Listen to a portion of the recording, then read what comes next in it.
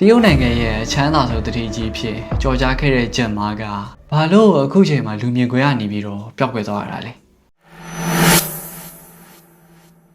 ဲဟုတ်ပါတယ်ဒါလောခဲ့တဲ့နှစ်တွေတော့ဆိုရင်ဒါဂျင်မားအကြောင်းပြောတဲ့သတင်းတွေဒါဂျင်မားရဲ့ motivation video တွေဆိုတာမတွေ့ချင်မှာဆုံးပါပဲကျွန်တော်တို့ကဒါမိနစ်အဲ့ရနိုးလာတာနဲ့ဒါဂျင်မားရဲ့ motivation video တွေကိုထောက်ဖွဲ့ပြီးတော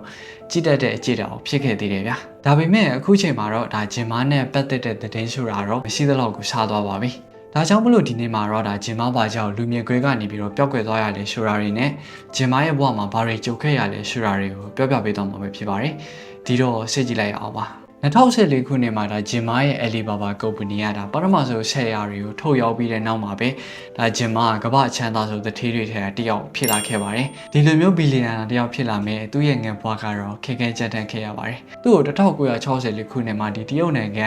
ံဟန်ဂျိုးဆိုတဲ့မြို့လေးမှာမွေးဖွားခဲ့တာပဲဖြစ်ပါတယ်။သူကအရှင်းရဲတဲ့မိသားစုလေးတစ်ခုကနေပြီးတော့မွေးဖွားလာခဲ့ရတယ်လို့တရုတ်နိုင်ငံရဲ့ဒါရည်ကြီးမှုတော်လှန်ရေးကာလအတွင်းမှာလည်းဒါကြီးပြင်းလာခဲ့ရသူတယောက်ဖြစ်ပါတယ်။ဒါမဲ့တစ်ခုရှိတာတော့သူကအင်္ဂလိပ်စကားပြောရတော့ငယ်ငယ်လေးကတည်းကနေပြီးတော့ဝါသနာပါခဲ့ပါတယ်။ဒါကြောင့်မလို့သူကဒါသူတို့မျိုးကဟိုတယ်တစ်ခုမှာရှိတဲ့ဒီ toilet တွေရှိကိုရေတိုက်သွားပြီးတော့အင်္ဂလိပ်စကားပြောလေ့ကျင့်ခဲ့ပါတယ်။သူကဒီ toilet တွေကိုဒါအခကျွေးငွေမယူဘဲနဲ့ဒါမျိုးရဲ့ထိကရနေရာတွေကိုလိုက်ဖို့ပေးပါတယ်။အပြက်လက်နေနဲ့ကတော့ဒီ toilet တွေကသူ့ကိုအင်္ဂလိပ်စကားပြောပြန်သင်ပေးရပါတယ်ဒီလိုမျိုးအင်္ဂလိပ်စကားပြောတတ်တာကပဲဒါသူ့ဘဝကိုပြောင်းလဲဖြစ်စေခဲ့တာပါဒီအကြောင်းတွေကိုနောက်ပိုင်းကျရင်ကျွန်တော်ရှင်းပြောပြပါမယ်သူကတက္ကသိုလ်ဝေဒန်းအောင်မြင်ပြီးတဲ့နောက်မှာတော့ဒါရှီယာတက်တဲ့ကောလိပ်ကနေအင်္ဂလိပ်စာမေဂျာနဲ့ဘွဲ့ရခဲ့ပါတယ်ဒါမြန်မာနိုင်ငံမှာဆိုရင်တော့ဒါပညာရေးတက္ကသိုလ်ကနေပြီးတော့ BEd ဘွဲ့ရတာနဲ့အတူတူပါပဲဒီလိုနဲ့ပဲသူကအင်္ဂလိပ်စာဆရာတရားကိုဖြစ်လာခဲ့ပါတယ်သူကငယ်ငယ်ကတည်းကဒီအင်္ဂလိပ်ဘာသာစကားနဲ့ရင်းနှီးခဲ့တဲ့အတွက်ကြောင့်မလို့သူ့ဒေတာမှာဒေတာတွေကဒါတခြားဒေတာတွေထဲပုံမထီအောင်ခဲ့ပါတယ်သူကအစာအုပ်ဒီတိုင်းဒေတာထင်တာအကြောင်းအရာတစ်ခုခုကိုဆွဲထုတ်ပြီးတော့ discussion လုပ်တာမျိုးနဲ့ဒါသိပေးလေးရှိပါတယ်ဒီလိုနဲ့ပဲသူကအင်္ဂလိပ်စာနဲ့ပတ်သက်ပြီးတော့နာမည်ရလာခဲ့ပါတယ်ဒါကြောင့်မလို့သူတို့ပြည်နယ်ဆိုရကနေပြီးတော့အကူအညီတစ်ခုတောင်းလာခဲ့ပါတယ်ဒါကဘာလဲဆိုတော့ဒါအစိုးရရဲ့လုပ်ကိစ္စတစ်ခုတည်းဒါအမေရိကန်ကုမ္ပဏီတစ်ခုမှာတွားရောက်စုံစမ်းပေးရမှာဖြစ်ပြီးတော့ဒီကုန်ကျစရိတ်တွေကိုလည်းဒါအစိုးရဘက်ကနေပြီးတော့ကြားခံပေးသွားမှာပဲဖြစ်ပါတယ်ဒီမှာဘာလို့သူ့ကိုလုပ်ခိုင်းတာလဲဆိုတော့ဒီချိန်တွေကဒါတရုတ်နိုင်ငံမှာဒါအင်္ဂလိပ်စကားပြောတတ်တဲ့သူကအင်မတန်ကိုစားသလိုသူကိုယ်တိုင်ကလည်းဒါအစိုးရဝါဒတရားဖြစ်နေတာရဲ့အကြောင်းပါပ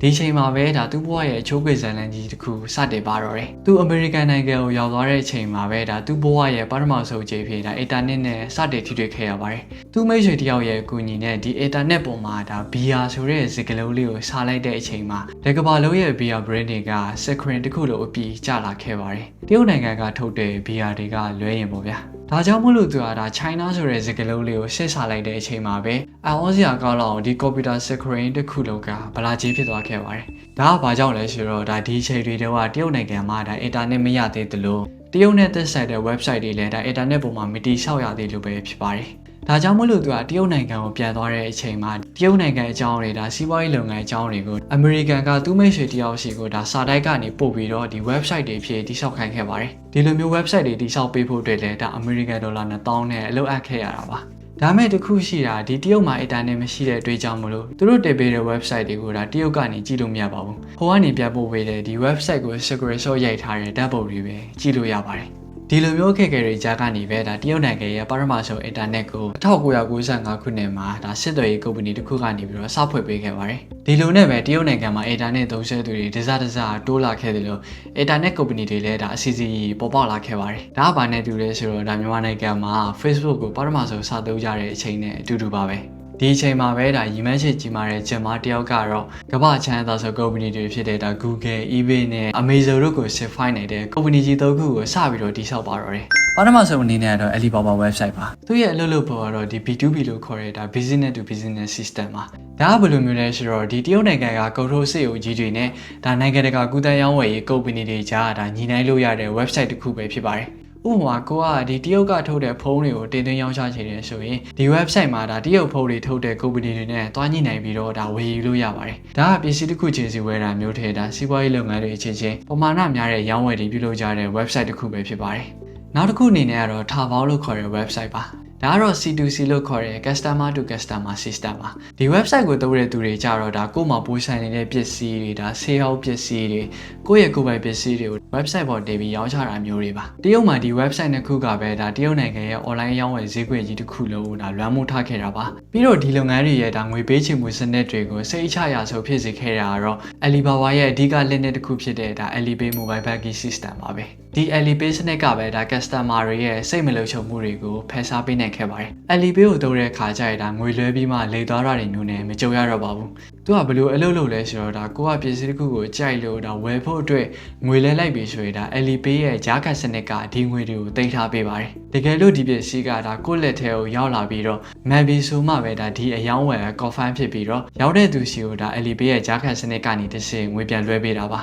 ဒီလိုမျိုးစနစ်တွေကြောင့်ပဲဒါ Alibaba customer တွေစီကနေပြီးတော့ဒါယုံကြည်မှုအပြည့်အဝရခဲ့ပြီးတော့နေ့စဉ်နေ့တိုင်းဒါကြော်ညာခတွေအဖွဲ့ဝင်ကြီးတွေကနေပြီးတော့ဒါဒေါ်လာဘီလီယံနဲ့ချီပြီးကိုဒါအမြတ်ရနေခဲ့ပါတယ်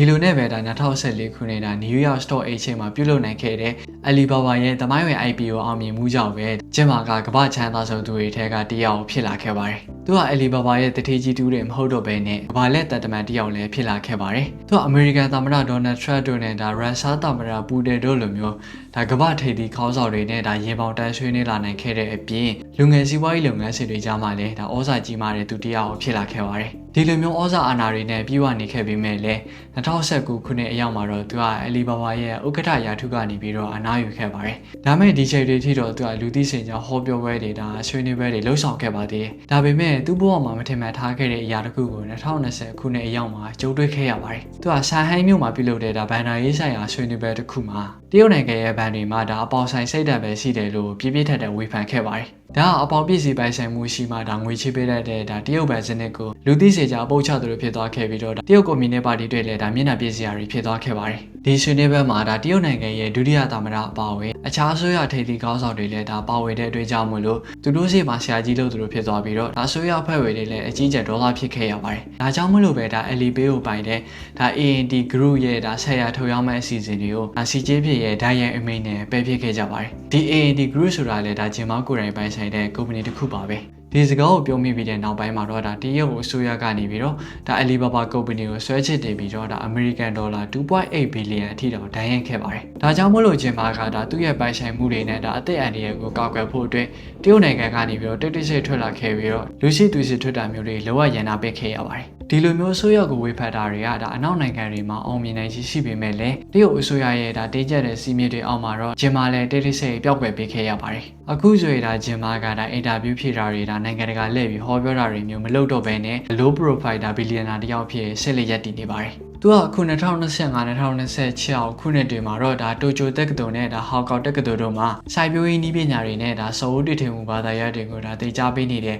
ပမာခတယောက်ဖြစ်နေပါပြီ။သူကအရင်ကတည်းကအင်္ဂလိပ်စာဆရာလုပ်ခဲ့တာဆိုတော့ဒါစာသေးတာကသူ့ရဲ့ဝါသနာလိုတော့ဖြစ်နေပါပြီ။ပြီးတော့သူကတရုတ်အစိုးရနဲ့ဒါကောင်းမွန်တဲ့ဆက်ဆံရေးတစ်ခုကိုတည်ဆောက်ထားနိုင်ပြီဖြစ်တယ်လို့ Alibaba Group ရဲ့ဒါမဟာဗျူဟာတွေကိုနောက်ကွယ်ကနေကြိုးကိုင်နေတဲ့သူတယောက်လည်းပြတ်ဖြစ်နေပါပြီ။ဒါကြောင့်မလို့ဂျင်မာကဒါဘယ်လိုလောကဓာတ်တွေပဲဖြစ်ဖြစ်ဒါကြက်ကြက်ခံပြီးဒါရေးဆိုင်နေတဲ့သူတယောက်ဖြစ်နေပြီလို့တော့ဒါပြောရပါမယ်။ဒီဗီဒီယိုလေးကတော့ဒီလောက်ပါပဲ။အစိုးရကြည့်ရှုပေးတဲ့အတွက်ကြောင့်မလို့ဒါကျေးဇူးအများကြီးတင်ပါတယ်။ကျွန်တော်တို့နောက်ထပ်ဗီဒီယိုတွေမှာပြန်တွေ့ကြပါမယ်။ထုံးစံတိုင်းပဲစအုပ်ဖက်ပါလက်တွေပေါ်မှာသုံးချပါ။ဒါတွေကအကျိုးရှိပါတယ်။ကျေးဇူးတင်ပါတယ်။